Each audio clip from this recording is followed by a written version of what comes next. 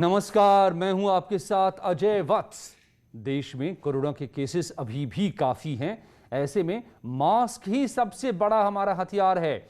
हम आपसे बार बार अपील करते हैं कि आप मास्क पहनिए। इसे लेकर न्यूज़ 18 ने एक मुहिम शुरू की है, मास्क पहनो इंडिया। आप खुद से यह प्रण लीजिए कि जब तक ये महामारी है आप मास्क नहीं उतारेंगे, मास्क को ठीक से पहनेंगे। मास्क है ये, कोई मजाक नहीं है। और अब बात खबरों की करें। सीएम योगी आदित्यनाथ आज शाम तमाम उन नए चुने प्रधानों के साथ जुड़ेंगे, उनसे वीडियो कॉन्फ्रेंसिंग के जरिए संवाद करेंगे।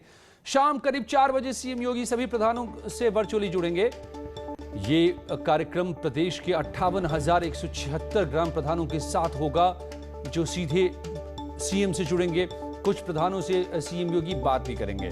इस संवाद के जरिए सीएम योगी कोरोना काल में जिम्मेदारी संभालने के लिए कुछ सुझाव देंगे। नवनिर्वाचित ग्राम प्रधानों के शपथ ग्रहण के बाद सीएम योगी पहली बार इन प्रधानों से संवाद करेंगे और देंगे विकास का मंत्र। कैसे गांव की सरकार विकास करे गांव का।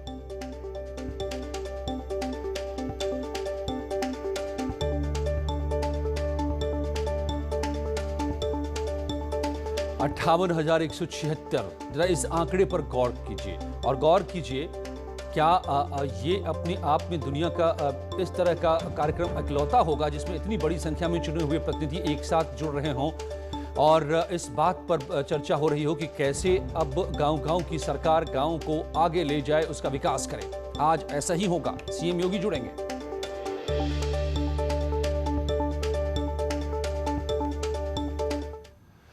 तो ग्राम प्रधानों के साथ सीएम योगी के संवाद को लेकर बीजेपी ने कहा है कि इससे भविष्य में गांव में स्वास्थ्य सुविधा कैसे मिले, इसका एक खाका खींचा जाएगा।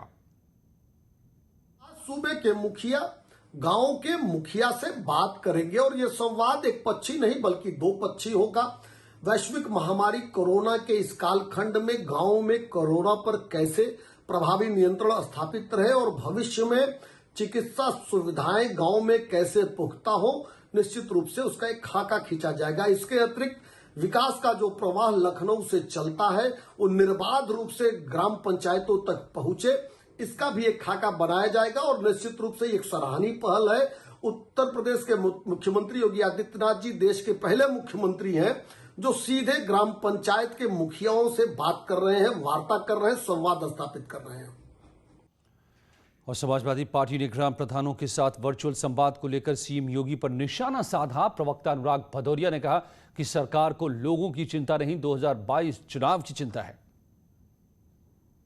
कमाल उत्तर प्रदेश के मुख्यमंत्री जी अभी से 2022 की चुनाव की तैयारी में लगे, लेकिन जनता की समस्या तो ज्यों की त्यों बनी हुई है। प्रधानों से तो वर्चुअल संवाद हो जाएगा, लेकिन जनता का क्या? आपके हवाई दौड़े हुए, हवाई बातें हुई, हवा में समस्या का समाधान हुआ, उसके बाद आप उड़े, सारी बातें हवा में धूल के साथ उड़ गई, फिर बातें सब हवाई हो गई और समस्या ज्यों की त्यों गांव में बनी हुई है। लोग बहुत परेशान है, उनकी कोविड से लगातार मौतें हो रही है। समस्या का समाधान कीजिए।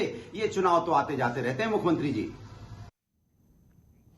कांग्रेस ने कहा है कि सीएम योगी को अपनी बात कहने की बजाय नवनिर्वाचित ग्राम प्रधानों की बात सुननी चाहिए।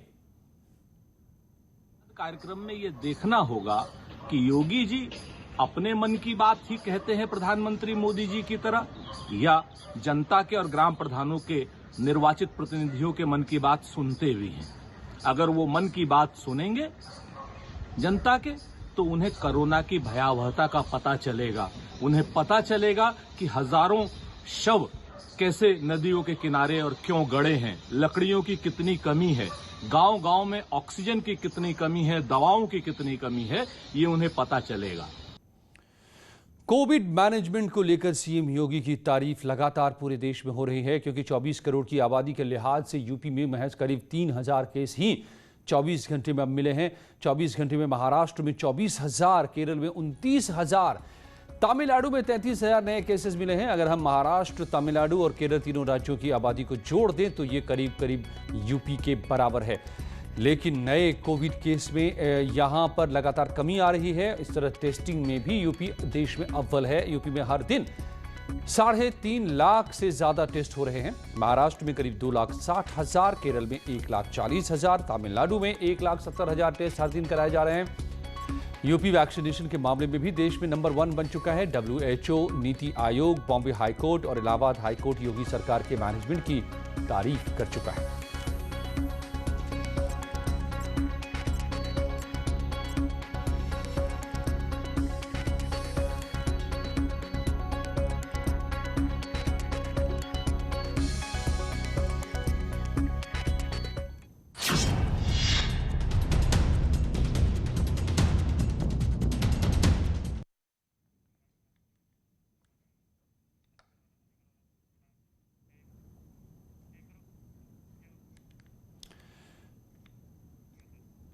और अलीगढ़ में शराब पीने से मौत का दूसरा मामला सामने आया है। 3 लोगों की शराब पीने से और मौत हो गई है। एक की हालत गंभीर है, उसे हॉस्पिटल में भर्ती कराया गया है। पुलिस प्रशासन के आला अधिकारी और बीजेपी के नेता मौके पर हैं। कल शाम को एक ही गांव के 4 लोगों ने देसी शराब के ठेके से शराब खरीदी थी। दोनों ही घटनाओं में शराब से पीकर मरने वालों की मौत का आंकड़ा 11 पहुंच गया है। सीएम योगी ने पहले ही मामले का संज्ञान लेते हुए अधिकारियों को फौरन कार्रवाई के निर्देश दिए हैं।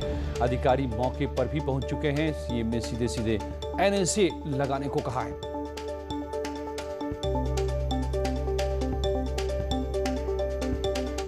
और उसी दिशा में पुलिस कार्रवाई भी कर रही है। घटना की जांच के लिए मैंने मजिस्ट्रेटी जांच के आदेश भी दे दिए हैं। ADM प्रशासन है जो घटना की जांच कर रहे हैं, तो वो 15 दिन में अपनी आख्या प्रस्तुत करेंगे। लेकिन फिलहाल जो पुलिस कार्रवाई है वो प्रारंभ हो गई है और जो भी दोषी हैं उनको हम शीघ्र जो स्टॉक में शराब थी उसका जो बारकोड है वो हमारे डिस्टिलरी से मिल रहा है। तो इस समय कोई गोदाम में या स्टॉक में दुकान में कोई इलीगल लिकर की कोई पुष्टि नहीं हुई है। और गांव वालों ने जो बोतल जो लोगों ने इस्तेमाल किया था वो उपलब्ध कराया है। उसमें जो मेरी AC एक्साइज से बात हुई उसकी पुष्टि बारकोड से नहीं हो रही है। और गांव-गांव में चाहे करसुआ हो, अंडला हो, लोधा हो, जो भी गांव नज़दीक के गांव हैं हमारे चौदाना वगैरह, सब में प्रधानों से कह के डोली पिटवाई जा रही है। कोई बीमार हो, किसी ने शराब पी हो तो उसका उपचार हो सके, क्योंकि जागरूकता अभियान प्रधानों को कहा गया है। हमारे अंडला के प्रधान है भाई जी, उनको भी आदेश दिया है। पूरा इसमें जो जहरीली शराब से मरे हैं, जो भी इसमें दोषी है उसको सख्त से सख्त सजा मिलेगी। लापरवाही हुई है तो अधिकारी के प्रति भी कड़ी कार्रवाई होगी। और इस लोधा क्षेत्र के लोधा क्षेत्र के जो भी देसी शराब के ठेके हैं सबको सील कर दिया गया है। आदरणीय प्रधान मुख्यमंत्री जी के पूरी तरह से सतर्कता के साथ में काम कर रहे हैं। अपनी दोषियों को बख्शेंगे नहीं। जो भी जिससे भी जो भी कार्रवाई हो सकती है पूरी करें। और यूपी सरकार के प्रवक्ता और MSME मंत्री सिद्धार्थनाथ सिंह ने जानकारी दी है कि सीएम योगी ने अलीगढ़ में शराब से मौत के मामले में फौरन संज्ञान लिया और अधिकारियों को सख्त कार्रवाई के निर्देश दिए हैं। इस प्रकार की कोई भी घटना आती है तुरंत हमारे मुख्यमंत्री जी और सरकार इस पे कार्रवाई करती है और कठोर कार्रवाई करती है। उस पे NSA भी लगता है, पूर्व में भी देखा गया है। और जो क्षतिपूर्ति भी होती है वो भी उन लोगों के माध्यम से, उनके जो लोग हैं इसमें इन्वॉल्व रहते हैं, उन लोगों से पूरी करी जाती है। तो इस पे कार्रवाई फिर होगी और कार्रवाई के साथ उनके ऊपर कठोर कार्रवाई होगी। जो भी कानून है उसके तहत उन लोगों को बुक भी किया जाएगा।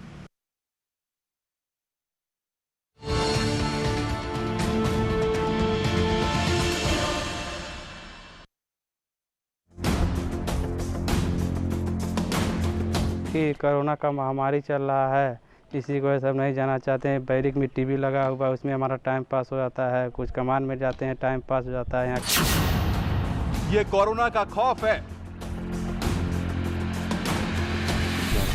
जिससे सर हमारी आर्थिक तंगी भी सर है। बाहर मान लीजिए लॉकडाउन चल रहा है, काम हम सर मिल नहीं रहा है। इसके लिए सर हम बाहर नहीं जाना चाहते हैं। या जेल की सुविधाओं का लोभ। यहाँ पर सर हम काम करते हैं तो हमारा प्रसन्न भी मिल जाता है, उससे हमारा अच्छा चल जाता है। और यहाँ पे सर जेल में हम सेफ भी हैं सर बाहर से। आजादी से इनकार क्यों? हमारे यहाँ जेल चारदीवारी के अंदर हम लोग इस तरह से व्यवस्था डेवलप किए हैं कि कोरोना का प्रवेश हमारे यहाँ नहीं हो पाया है। हो सकता है कि इसके कारण वो अपने आप को सुरक्षित महसूस कर रहे हैं। कैदियों का इरादा पक्का है।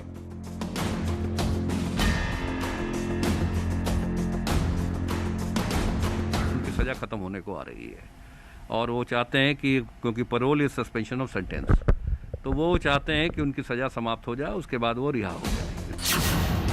जेल में रहना ही अच्छा है। कोरोना काल में महाराजगंज की जिला जेल में बंद कई कैदियों ने भी पैरोल लेने से इनकार कर दिया। कैदियों का कहना है कि जेल में सुविधाएं बेहतर हैं और जेल के बाहर न सिर्फ कोरोना की चपेट में आने का डर है बल्कि लॉकडाउन की वजह से पेट भरना भी मुश्किल होगा। ऐसे में ये कैदी जेल के भीतर ही रहना बेहतर मान रहे हैं।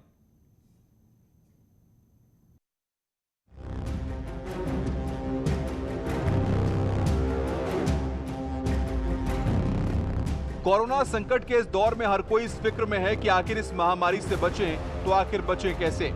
कई बार तमाम कोविड नियमों का पालन करने के बावजूद कई लोग कोरोना संक्रमण की चपेट में आ चुके हैं। ऐसे में इस रहस्यमयी बीमारी का खौफ लोगों के अंदर और बढ़ता जा रहा है।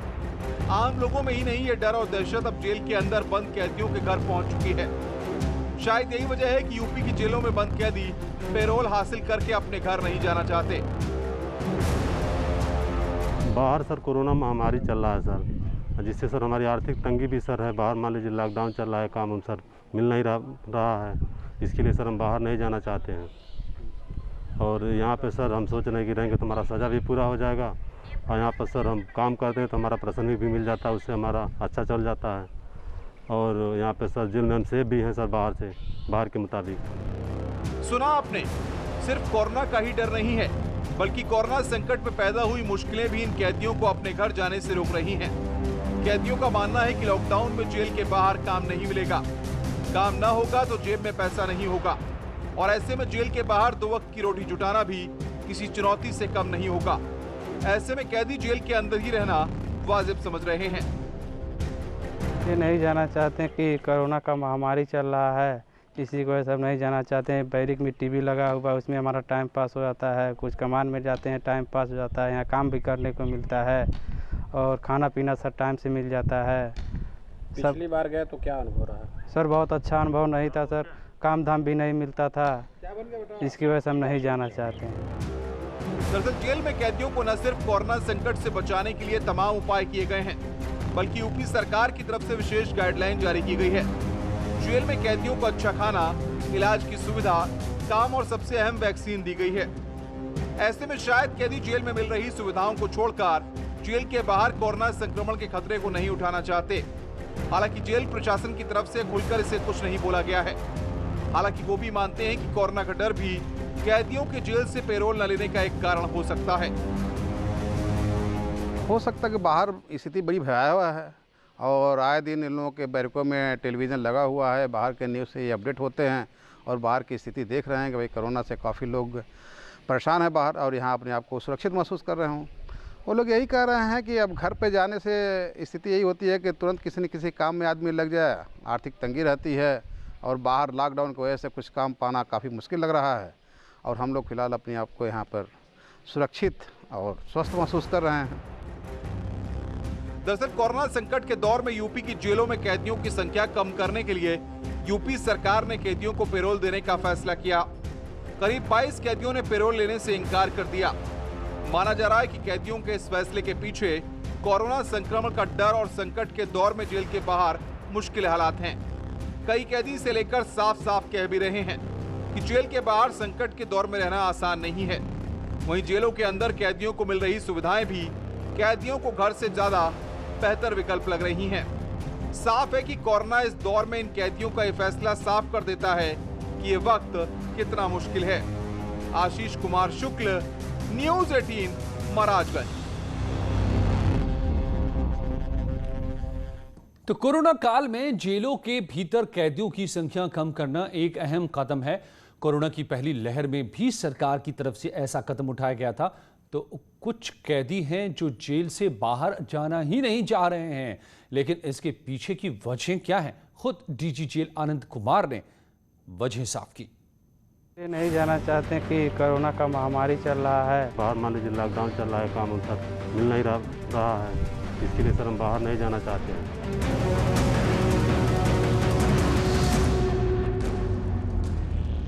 जेल ऐसी जगह है कि अपराधी भी जेल की सलाखों के पीछे नहीं जाना चाहते। लेकिन यूपी की जेलों में ऐसा क्या है कि प्रदेश में 22 कैदी जेल से बाहर ही नहीं आना चाहते।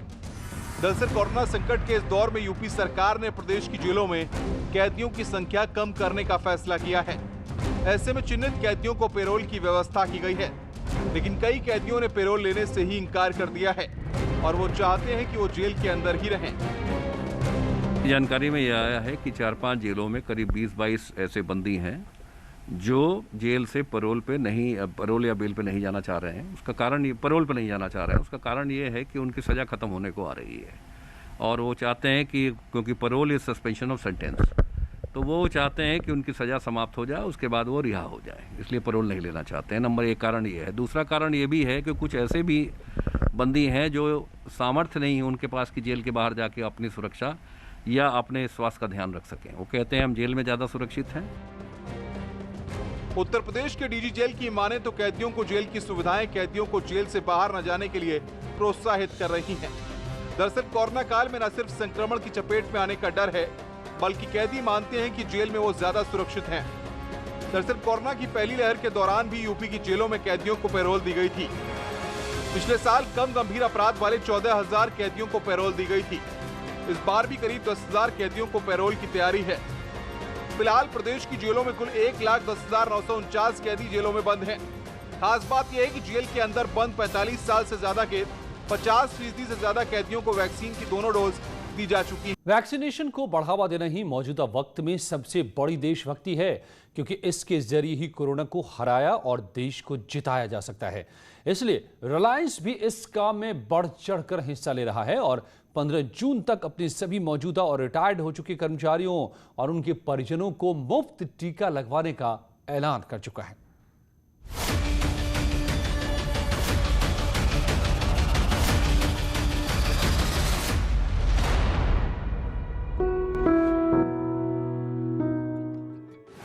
अस्पताल, ऑक्सीजन और अब वैक्सीनेशन, कोरोना काल के यही अचूक अस्त्र हैं। इससे न सिर्फ जिंदगी बचाई जा रही है, बल्कि बढ़ाई भी जा रही है। इसलिए रिलायंस ग्रुप इन तीनों पर विशेष तौर पर जोर दे रहा है। अस्पताल और ऑक्सीजन के बाद RIL अब वैक्सीनेशन को रफ्तार देने में जुट गया है। कंपनी ने अपने सभी कर्मचारियों को कोरोना टीका लगवाने का ऐलान किया है। इस वैक्सीनेशन कार्यक्रम के तहत कंपनी के 13 लाख कर्मचारी, रिटायर्ड कर्मचारी और उनके परिवार के सदस्यों को कोरोना का टीका लगेगा।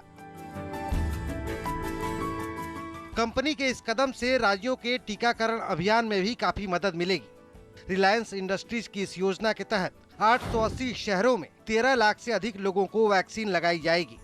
इस योजना में परिवार के सभी सदस्य मतलब पति, पत्नी, माता पिता, दादा दादी, सास ससुर, पात्र बच्ची और भाई बहन को शामिल किया गया है। रिलायंस का ये अभियान सिर्फ मौजूदा कर्मचारियों तक ही सीमित नहीं है, बल्कि इसके जरिए तो रिलायंस ने सेवानिवृत्त कर्मचारियों को और उनके परिवार के सदस्यों तक भी टीकाकरण का लाभ पहुंचाने का जिम्मा उठाया है, ताकि देश के ज्यादा से ज्यादा नागरिकों तक जल्द से जल्द वैक्सीन पहुंचाई जा सके। बता दें कि RIL के 3,30,000 से अधिक कर्मचारियों और उनके परिवार के सदस्यों को पहले ही टीका लगाया जा चुका है। जो कर्मचारी और उनके परिवार के सदस्य पहले ही वैक्सीन लगवा चुके हैं, उन्हें टीकाकरण के खर्च की पूरी रकम दी जाएगी। रिलायंस कंपनी ने अपने टीकाकरण अभियान को